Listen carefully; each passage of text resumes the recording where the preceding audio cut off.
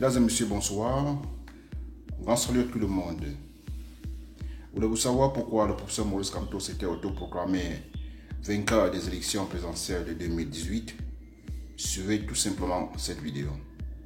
Et lorsque le professeur Maurice Kamto s'autoproclame président, le premier coup de fil que je reçois vient de Kent et de Bruce Nietzsche de Londres. Ceux qui m'insultent aujourd'hui, ils me disent, commissaire Zogo, l'heure a sonné, le professeur Kamto a enfin accepté notre stratégie.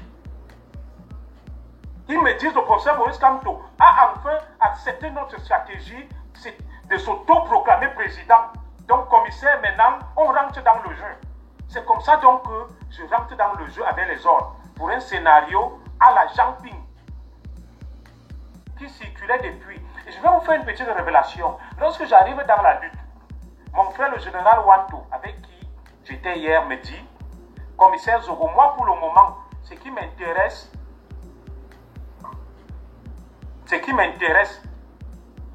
c'est ce que tu peux faire à ce moment précis contre Paul Biya. Celui qui jette le caillou sur Paul Biya est mon ami.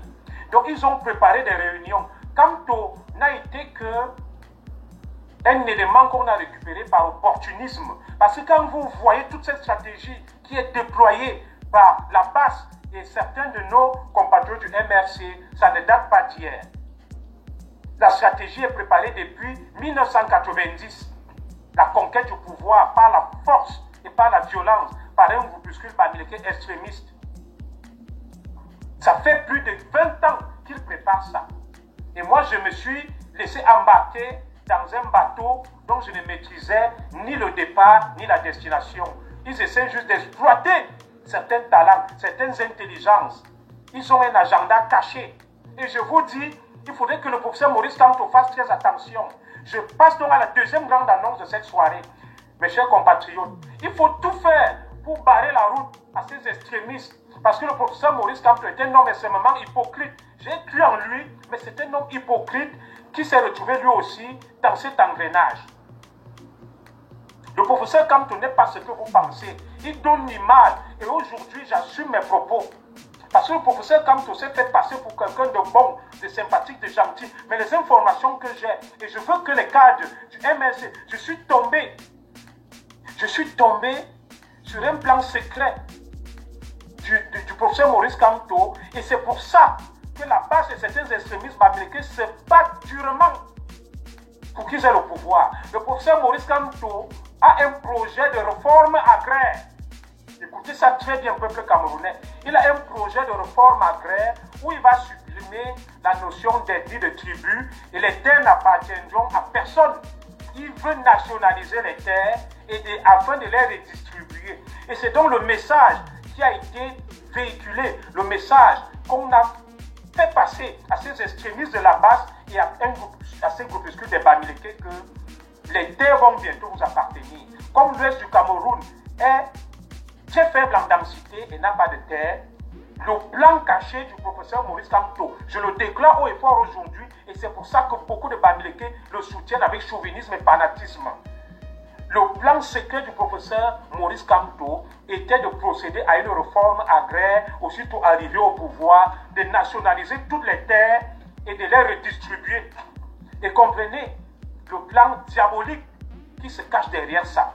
Et lorsque j'ai eu accès à ces informations, je me suis demandé avec qui je cheminais. Peuple camerounais, je ne vous demande pas de vous attaquer à quelqu'un. Non. J'ai décidé de dire la vérité. C'est pour ça qu'ils ont de la haine, qu'ils me détestent. Et je le confirme ici, le professeur Maurice Kamto avait un plan caché dans son projet, qui n'a pas diffusé, qui était de procéder à une réforme agraire, de supprimer la notion d'ethnie de tribu et de redistribuer les terres. Allez donc savoir à qui voulait redistribuer les terres. Et ces choses-là doivent être dénoncées. Le Cameroun appartient à tout le monde. On ne refuse pas de vendre les terres aux gens, mais on ne va pas utiliser des subterfuges et l'État et le pouvoir pour pouvoir arracher des terres à certains Camerounais et donner à d'autres. Non. Et maintenant, lorsque le professeur Maurice Kamto décide de rentrer dans le jeu, la stratégie qui a été arrêtée était la suivante. Une stratégie à la Jean Ping, mes chers compatriotes. Ils ont dit, j'étais là avec eux, à un moment que le professeur Maurice Kamto tout ce que nous attendons et nous entrons en jeu. Le professeur Maurice Kamto n'a gagné aucune élection. Je vous dis, je faisais partie de la dynamique. La ligne qui a été arrêtée était la suivante. Nous voulons juste que tu te proclames vainqueur à l'élection présidentielle et maintenant, nous allons faire comme Jean Ping l'a fait au Gabon. Et c'est quand donc ça a été acté que les Wanto, les Nietzsche, les Kemta rentrent en jeu. Et figurez-vous que quand le professeur Maurice Kamto s'auto-proclame président, je reçois immédiatement le coup de fil de Kemta et de Brice Nietzsche qui me disent « Commissaire, on change de stratégie, on va soutenir le professeur Maurice Kamto. » J'ai passé 3 heures de temps au téléphone avec eux. Vous comprenez donc avec moi que le professeur Kamto, je vous le dis, n'a jamais gagné une élection.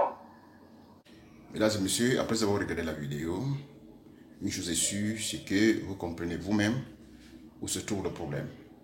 Maintenant, Bandala voudrait tout simplement vous demander de partager la vidéo avec vos amis, partager la vidéo, laissez un commentaire pour nous dire ce que vous pensez.